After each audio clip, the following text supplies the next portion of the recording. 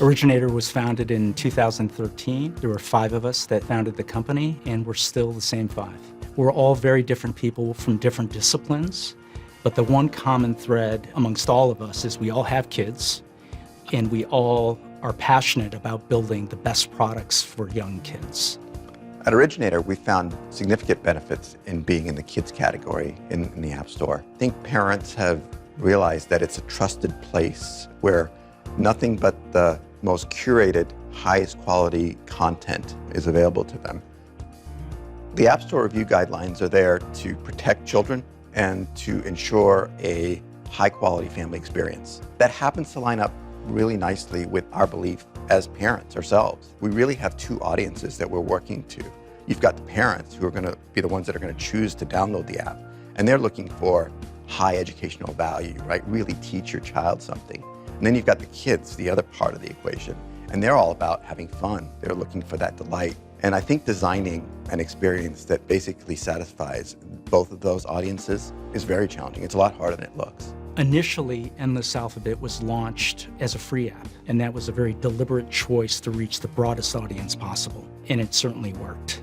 From there, word of mouth really spread the word of Endless amongst parents. We were just very creative and scrappy with respect to getting the word out to the key influencers out there who might make a difference. Oftentimes, if it was through an email, for example, we would attach a video of the app.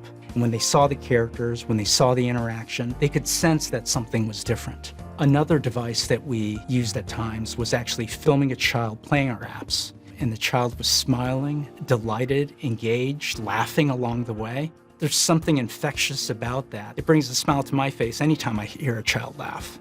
We also started reaching out to both parents and educators to really understand what the attraction was to the Endless Alphabet app and learning more instead of just simply guessing as to why the app was taking off. So at Originator, we've explored several business models, first being the premium app model. We found that resonates extremely well for those that want to pay up front once and kind of be done with it, if you will. But we've also found a great niche for that in the school market. The second, and probably the most prolific business model we've employed, is the freemium model. One of the biggest benefits of in-app purchases is for our users to have the ability to try the entire app experience before they make that critical purchasing decision. For us, as an app developer, it allows us to start small, put out an app that has a small amount of content in it, sell that as an in-app purchase, and then add more modules as customers want. And finally, our newest business model, the subscription model. Something that we've been thinking about for quite a while, but never really made sense until we had a really large catalog of content. I think the biggest takeaway for us, though, on the business model experimentation is that there's not a one-size-fits-all. You have to be willing to be flexible, really, to meet the needs of the customers and users. I think another key component to it is understanding that children expect a lot. People, I think, underestimate a child and what they're able to appreciate. It's one thing for a child to be quietly playing with an app.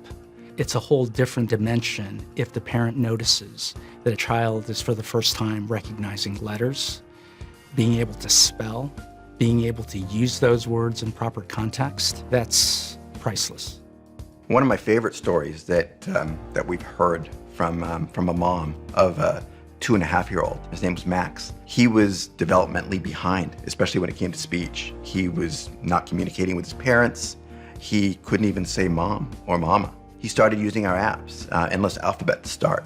And within a few weeks, his parents started noticing a drastic change. He was becoming verbal.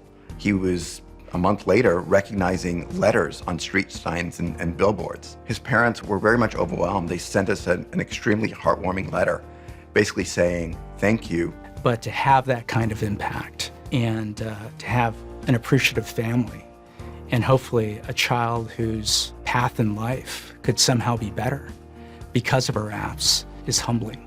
It certainly makes a lot of the hard work that we put into the apps worthwhile.